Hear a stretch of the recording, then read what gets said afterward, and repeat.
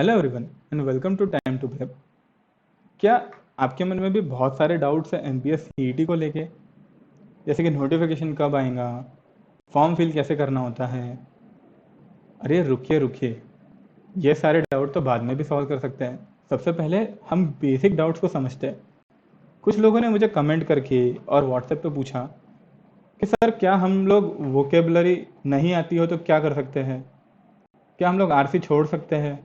मेरा quant week है, क्या मैं क्वांट के कुछ टॉपिक को निग्लेक्ट कर सकता हूँ? पर्टिकुलरली कौन सी बुक रेफर करनी चाहिए सीईटी के लिए? पर्टिकुलर सेक्शन को कितना टाइम देना चाहिए? हर सेक्शन में आइडियल अटेम्प्ट कितना होना चाहिए? 99 परसेंटाइल लाने के लिए स्कोर क्या होना चाहिए? और सबसे इम्पॉर्टेंटली, सर पेपर का डिफिकल्टी लेवल कितना होता है? तो गाइस, इन सब क्वेश्चंस के आंसर जानने के लिए चलिए हम वीडियो को शुरू करते हैं।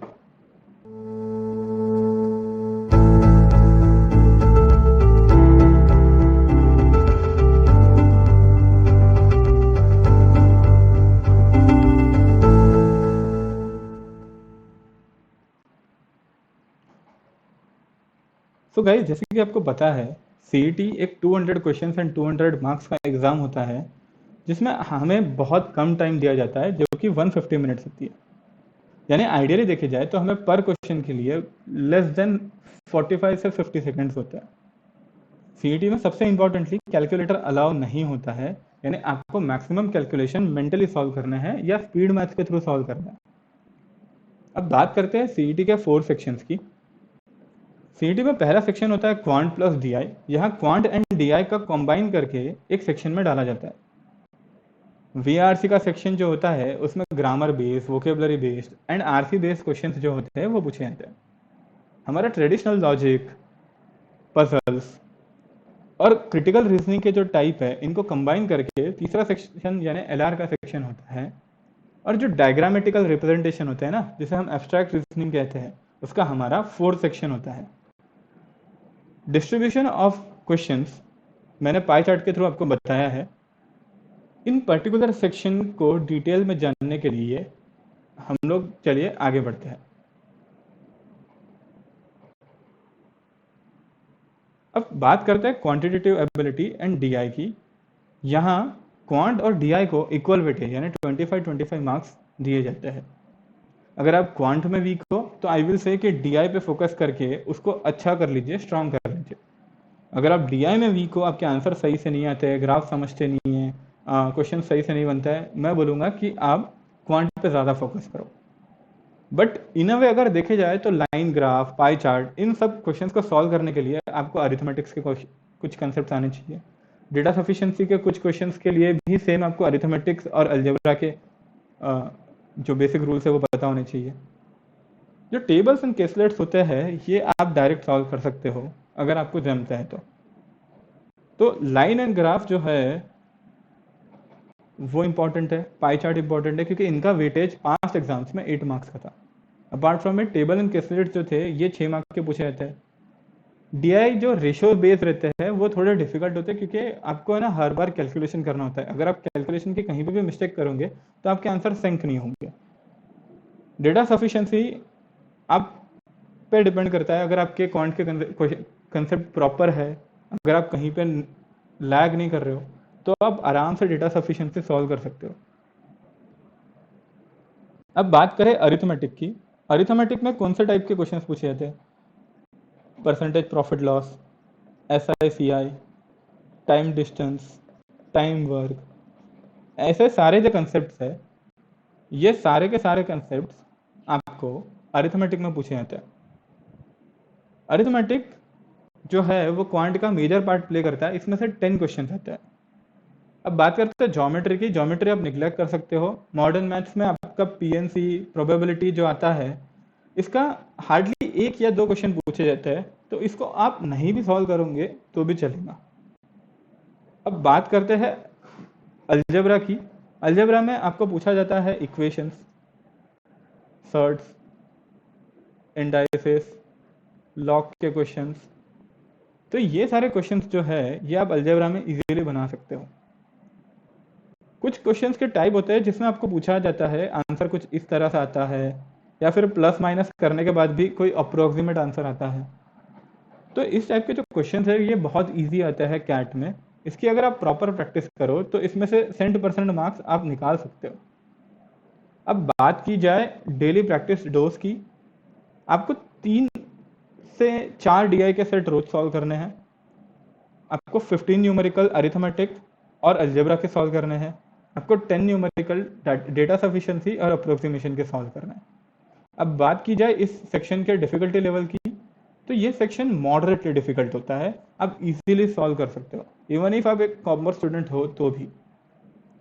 इस क्वेश्चन के अंदर अगर आप देखो तो इस सेक्शन के अंदर आपके गुड अटेम्प्ट जो होते हैं वो 35 से 40 क्वेश्चन होते हैं, और इसको आप प्रॉपरली 35 से 40 मिनट्स का टाइम दे सकते हो। अब बात करें इस सेक्शन के लिए गुड बुक्स की, तो पियर्सन की जो एक कॉम्पिटिटिव एग्जाम्स के लिए क्वांटिटेटिव एप्टीट्यूड की बुक आती है, जिसका लिंक मैंने डिस्क्रिप्शन में दिया हुआ है, आप उसको रेफर कर सकते हो क्योंकि ये बेस्ट बुक है क्वांट के लिए। अपार्ट फ्रॉम इट आप अरियन पब्लिकेशन की भी बुक्स यूज़ कर सकते हो, या फिर आप अपने क्लास के नोट्स और हैंडआउट भी सॉल्व करके प्रैक्टिस कर सकते हो। अब चलते हैं वर्बल सेक्शन की ओर। वर्बल सेक्शन में वीए एंड आरसी दोनों कंबाइन आता है। वीए का वेटेज जो होता है वो होता है 25 मार्क्स, और आरसी का जो वेटेज होता है वो भी होता है 25 मार्क्स। अब कैट के आरसी और इस आरसी में एक सबसे बड़ा डिफरेंस ये है कि जो कैट के आरसी आते हैं वो इन्फ्रेंस बेस्ड होता है, यानी वो थोड़े मॉडरेट से डिफिकल्ट लेवल के होते हैं। ये जो आरसी होते हैं ये इतने इन्फ्रेंस बेस्ड नहीं होते, ये थोड़े मॉडरेटली डिफिकल्ट होते हैं। इट्स जस्ट दैट कि ये आरसी पढ़ने में आपको ज़्यादा टाइम लगता है, क्योंकि ये आरसी की जो लेंथ होती है ये एवरेजली 600 से 800 वर्ड्स की होती है। तो मैं ये आपको बोलूंगा कि अगर आपको आरसी सॉल्व करना है तो एक या मैक्सिमम 2 सॉल्व कीजिए, 3 के लिए ना जाए, क्योंकि आप अगर आरसी में टाइम स्पेंड कर दोगे तो आप वीए के क्वेश्चंस मिस आउट कर जाएंगे। अब बात करें आरसी के अंदर जो सेकंड टाइप के क्वेश्चंस आते हैं जो कि इंपॉर्टेंट होते हैं, वो होते हैं पैराजंबल। अगर आपको लिंक लग गई या आपने पैराजंबल के रूल समझ लिए कि what are connectors, what are noun pronoun के रूल्स, तो आप इजीली पैराजंबल के क्वेश्चन सॉल्व कर सकते हो। ये थोड़े से ट्रिकी जरूर रहते हैं, बट अगर आपको इसके बीच में की लिंक समझ गई तो आप इसके क्वेश्चंस इजीली सॉल्व कर सकते हो। अगर आप वोकेब में वीक हो और चाहते हो कि हम वोकेब पे वीडियो बनाएं, तो आप फटाफट से हमारे चैनल को सब्सक्राइब कर लीजिए और बेल आइकन भी प्रेस कर दीजिए, और कमेंट में हमें लिख के दीजिए कि आपको वर्ड पावर मेड इजी के कुछ टिप्स एंड ट्रिक्स समझना है। तो जैसे कि मैंने अभी नाम लिया वर्ड पावर मेड इजी का, Word Power Made Easy is the best books to learn vocab. अब आप लर्न तो नहीं कर सकते इतने कम टाइम में, तो आप समझ लीजिए कुछ रूट वर्ड्स जो जनरली यूज किए जाते हैं सीईटी में। वर्ड पावर मेड इजी की बुक की लिंक भी मैंने डिस्क्रिप्शन में दे के रखी है। अब अगर वोकेब के क्वेश्चन कर लेंगे तो आपके सिनोनिम्स, एंटोनिम्स, वर्ड रिप्लेसमेंट के क्वेश्चन इजीली बन जाएंगे। ये 10 to 12 मार्क्स के लिए सीईटी में पूछे जाते हैं, जो कि मॉडरेटली डिफिकल्ट होता है। आप ग्रामर बेस्ड क्वेश्चन भी सॉल्व कर सकते हो, फेस रिप्लेसमेंट के क्वेश्चन भी आप सॉल्व कर सकते हो। इस सेक्शन को भी आपने मैक्सिमम 40 मिनट्स देने चाहिए, और आइडियल अटेम्प्ट इस सेक्शन के लिए 35 मिनट्स के होनी चाहिए। और आइडियल अटेम्प्ट इस सेक्शन के लिए 35 से 36 क्वेश्चन होने चाहिए।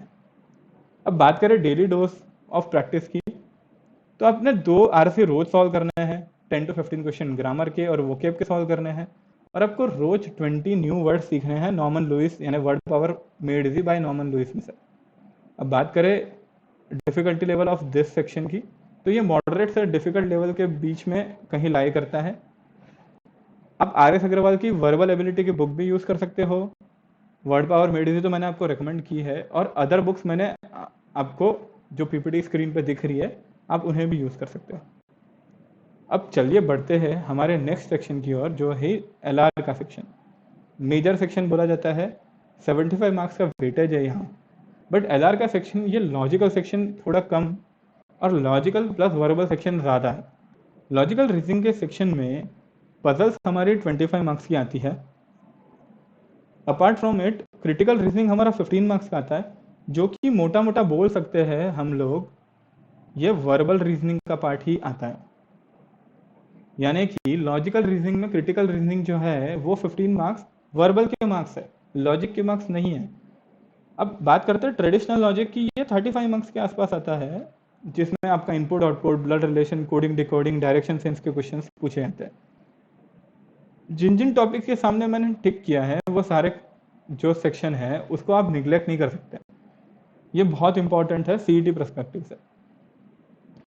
अब बात करें डेली डोज की, अगर आपको एलआर का सेक्शन बहुत अच्छे से निकालना है तो आपको क्रिटिकल रीजनिंग रोज सॉल्व करना होगा 15 क्वेश्चन, जिसमें से सबसे इंपॉर्टेंट टॉपिक्स होते हैं सिलॉक्स के, उसके बाद में स्ट्रॉन्ग आर्ग्यूमेंट, वीक आर्ग्यूमेंट के, कॉज एंड इफेक्ट के, और लास्टली कोर्स ऑफ एक्शन के। ये 4 टॉपिक भी अगर आपने प्रिपेयर कर लिए तो आप 15 में से 11 से 12 मार्क्स इजीली सॉल्व कर सकते हो।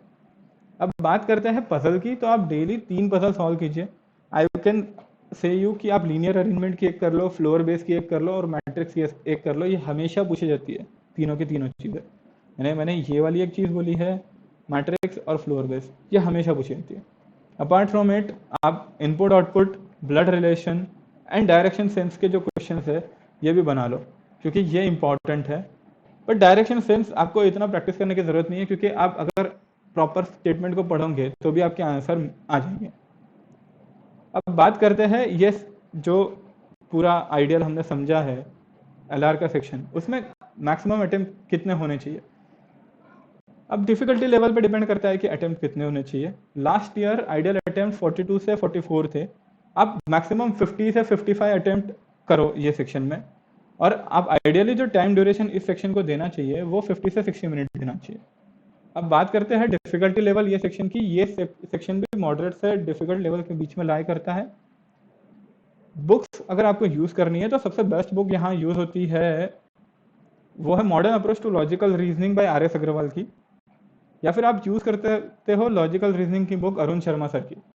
ये दोनों बुक्स बहुत ही यूजफुल है एलआर के लिए। इसके सेट्स काफ़ी सारे टाइम पूछे जाते हैं सेम टू सेम, मतलब सिर्फ नंबर थोड़े बहुत ऊपर नीचे किए जाएंगे, और same to same kind of set सीटी के पेपर में पूछे जाते हैं। अब बढ़ते हैं हमारे एब्स्ट्रैक्ट रीजनिंग सेक्शन की ओर। एब्स्ट्रैक्ट रीजनिंग सेक्शन जो होता है ना, वो कुछ इस तरीके से दिखने वाला सेक्शन होता है ना, जिसमें ऐसे कुछ डॉट स्क्वायर वाले पार्ट आपको दिए जाए और पूछा जाए कि इसकी अरेंजमेंट, इनकी मूवमेंट, इनका एंगुलर चेंज कैसा होगा, कंप्लीट द स्टेटमेंट या complete the series kind of thing, ऐसा पूछा जाएगा। एनालॉजीज पूछी जाएंगी, यानी ए इज इक्वल टू बी, फिर से ए इज इक्वल टू बी वाले क्वेश्चन पूछे जाएंगे। तो यहाँ पे मैंने जो ब्रेकअप बनाया है आपके लिए वो है, सबसे पहले सीरीज के टाइप के क्वेश्चन बहुत इंपॉर्टेंट है। ये मॉडरेट से डिफिकल्ट लेवल के बीच में आता है।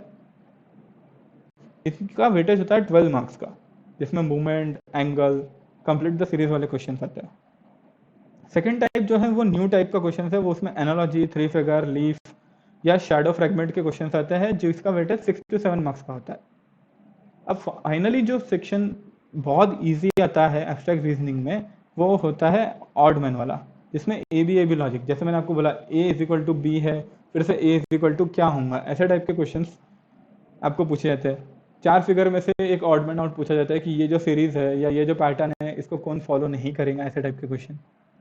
ये सेक्शन सबसे ज़्यादा स्कोरिंग है। I can say this section is scoring. अगर आप रोज 25 क्वेश्चन 25 मिनट्स में रोज ट्राई करो सॉल्व करने का, तो आप इजीली ये सेक्शन में मार्क्स दे सकते हो। ये सेक्शन का जो डिफिकल्टी है लेवल लास्ट ईयर वो था मॉडरेट से डिफिकल्ट लेवल के बीच में, क्योंकि इसमें कुछ क्वेश्चन जो होते लास्ट ईयर अरेंजमेंट के या जो एंगल के वो थोड़े डिफिकल्ट थे। ये सेक्शन के लिए आइडियल अटेम्प्ट होना चाहिए 20 क्वेश्चंस का, और टाइम ड्यूरेशन 15 to 18 मिनट्स होनी चाहिए। अब बात करते हैं बेस्ट बुक की। सबसे बेस्ट बुक है यह सेक्शन के लिए एनालिटिकल रीजनिंग बाय एम के पांडे। ये बुक आपको ऑनलाइन अवेलेबल है, पीडीएफ फॉर्म में अगर आपको मिलती है तो आप इसमें से बहुत सारे न्यूमेरिकल्स ट्राई कर सकते हो सॉल्व करने का। अगर आपको ये बुक नहीं मिलती है तो आप आईबीपीएस के, पीओ के पास्ट या बैंक क्लरिकल के पास्ट पेपर्स में से भी एब्स्ट्रैक्ट रीजनिंग को सॉल्व कर सकते हो। मोटा मोटा सेम टाइप के न्यूमेरिकल या सेम टाइप के प्रॉब्लम आपको सीईटी के पेपर में पूछे जाते हैं। अगर यहाँ तक की वीडियो आपको पसंद आई है तो ये वीडियो को लाइक कीजिए, ये वीडियो को शेयर कीजिए और हमारे चैनल को सब्सक्राइब कर लीजिए। तो आज की वीडियो में हमने जो अभी तक के देखा उसकी समरी ये थी कि जो सेक्शनल डिस्ट्रीब्यूशन हमें दिया गया था कि क्वांट में 50, वीआरसी में 50, एलआर में 75 और एआर में 25 मार्क्स के क्वेश्चंस होते हैं, वो मोटा मोटा देखे जाए तो LR का जो पार्ट है वो VA की तरफ शिफ्ट हो चुका है, क्योंकि जो क्रिटिकल रीजनिंग है वो लॉजिक का पार्ट वैसे देखे जाए तो नहीं है, क्योंकि उसके लिए आपको इंग्लिश आनी चाहिए। यानी मोटा मोटा देखे जाए तो कुछ लोगों का जो डाउट था कि क्या मैं वर्बल छोड़ दूं, नहीं, आपको वर्बल नहीं छोड़ना है। जैसे मैंने आपको बताया कि आपको पर्टिकुलर टॉपिक को पकड़ना है या रखना है, और पर्टिकुलर टॉपिक जिसका वेटेज कम है उसको निगलेक्ट कर देना है। अब बात करें आइडियल टाइम ड्यूरेशन डिस्ट्रीब्यूशन की। क्वांट के लिए 40 मिनट्स दे दो यार, बहुत है। वर्बल के लिए 40 दे दो। लॉजिक अगर टफ जाता है, पजल बाद में सॉल्व करो, 50 मिनट्स से 55 मिनट्स दे दो। और आइडियली एब्स्ट्रैक्ट रीजनिंग को आप 15 से 20 मिनट्स दे दो। ये आपका टाइम डिस्ट्रीब्यूशन होना चाहिए। आइडियल अटेम्प्ट जो मोटा मोटा मैंने आपके सामने फिगर में लिखा है वो 138 से 140 के बीच में होता है। अगर आप इतने क्वेश्चन सॉल्व कर सक रहे हो अभी, तो आप हार्ड एक दो क्वेश्चन कम ज़्यादा कर सकोगे एग्जाम में, क्योंकि डिफिकल्टी लेवल थोड़ी मॉडरेट से डिफिकल्ट हो सकती है। तो ट्राई करो कि आप अपने मॉक्स में 138 से 140 क्वेश्चंस को प्रॉपरली अटेम्प्ट करो, और ट्राई करो कि आप each and every individual question को विजिट करो, क्योंकि कभी कभी क्या होता है कि हम स्टार्टिंग के क्वेश्चन सॉल्व करना शुरू करते हैं, एंड में कभी कभी इजी क्वेश्चन होते हैं, हम देख ही नहीं पाते। अब बात कर लेते हैं चारों सेक्शन के डिफिकल्टी लेवल की समरी की एक बार। तो क्वांट हमारा लास्ट ईयर मॉडरेट आया था, बाकी तीनों सेक्शन जो थे हमारे वो मॉडरेट से डिफिकल्ट लेवल के बीच में लाया कर रहे थे। क्वांट के लिए आप डेली 1.5 घंटा दो, वर्बल के लिए 2 घंटे, LR और क्रिटिकल रीजनिंग के लिए 2 घंटे, और आपके एब्स्ट्रैक्ट रीजनिंग के लिए आधा घंटा। अगर आप इतनी प्रैक्टिस डेली करोगे तो आप इजीली CET 2021 क्लियर कर सकते हो 99 परसेंटाइल के साथ। आप अपने डाउट्स हमें कमेंट करके पूछ सकते हैं, या हमारा टेलीग्राम चैनल भी ज्वाइन कर सकते हैं अपने डाउट्स क्लियर करने के लिए। अगली वीडियो में हम लोग मिलेंगे कि क्या होना चाहिए आइडियल स्टडी प्लान, कैसे देने चाहिए मॉक्स के अंदर जो हम लोगों ने मिस्टेक की उसको कैसे एनालाइज करना चाहिए, कितने मॉक्स देने चाहिए, क्या होना चाहिए प्रॉपर टाइम टेबल स्टडी का, and total planning for next 50 to 55 days CET आने तक। तो चलिए मिलते हैं अगले वीडियो में। Till then keep learning, keep shining.